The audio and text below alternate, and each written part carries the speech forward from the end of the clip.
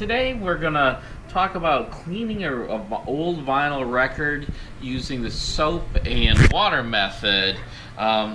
We bought an old record at an estate sale, Buck Owens and his Buckaroos Carnegie Hall concert. Something I've never heard before, but Music Guide gave it 10 out of 10, so I thought I'd try it. I remember him from like Hee Haw when I was a kid. But if you look at the record, it is filthy. Hey, let's bring it over to the light here and get a close-up. You can see a white residue, almost looks moldy and dirty. And so we're gonna show you how it sounds now, hopefully not ruining my needle, and then we'll try cleaning it. A warm bucket. So plenty of static and bumps on this record. Sounds terrible. I don't even want to play along. That can ruin a needle pretty fast. So let's clean the record and see how it sounds afterwards. A lot of people you'll see online use regular tap water. I live in a place that has terrible tap water. So I'm afraid to use any kind of tap water. So I'm using some kind of distilled water, infant water this time. Bought at the grocery store. So I'm going to just pour that in here.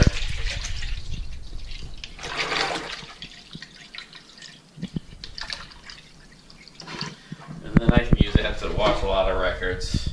And then I'm going to just use normal Dawn. Let's see if that's going to get wet. I'm going to get it wet.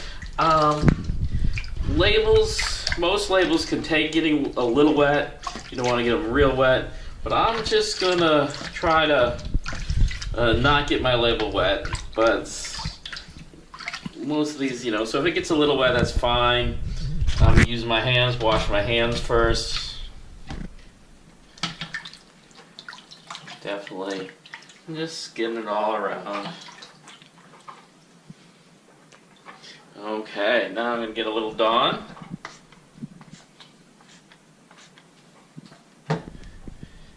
I'm gonna just gake it around and wash that good using my hands.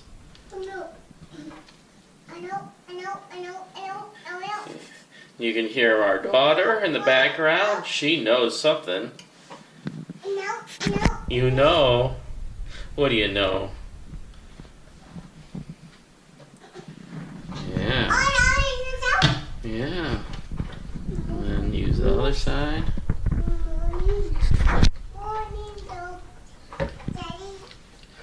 And so after I wash it, I'll rinse it. Really get all that soap off it. And then, if you have like a dish rack, you can put it in that dish rack, try to hold it straight up, and let it dry. I let it drip dry for an hour.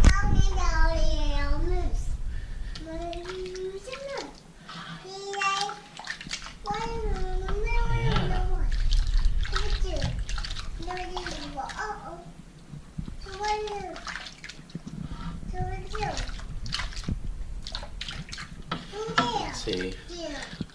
We'll see how it looks and sounds afterwards.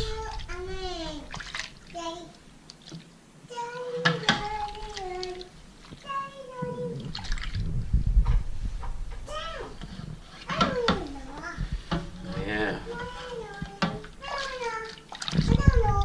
Second one for rinsing, so one for cleaning and one for rinsing.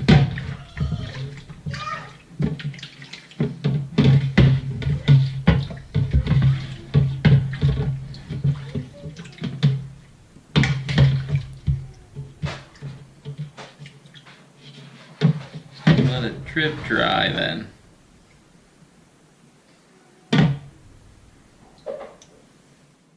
Now I have it drip drying. Let's see how it works. So I've watched a few more albums and so far this one, checking out, looks a lot cleaner than it did. Looks like I could, I don't know, use the cleaner again or use the normal method on it. But it looks a lot cleaner than it did. Gonna put it on, see if it sounds any better.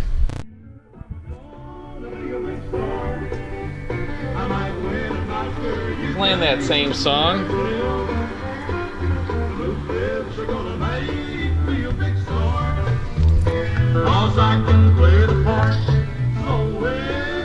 So, okay, so I'm done watching several albums that I got at a estate sale. The man that appeared to be interested in some old classic country, ones that I didn't really know, but they were so famous, I guess I had heard of over the years. This one is Marty Robbins, Gunfire Ballads and Trail Songs. Most of them were very dusty and dirty, but I cleaned them with the soap. Kind of learned as I went along, like you saw in the video. I started with a lot of soap. As I did more albums, needed less soap.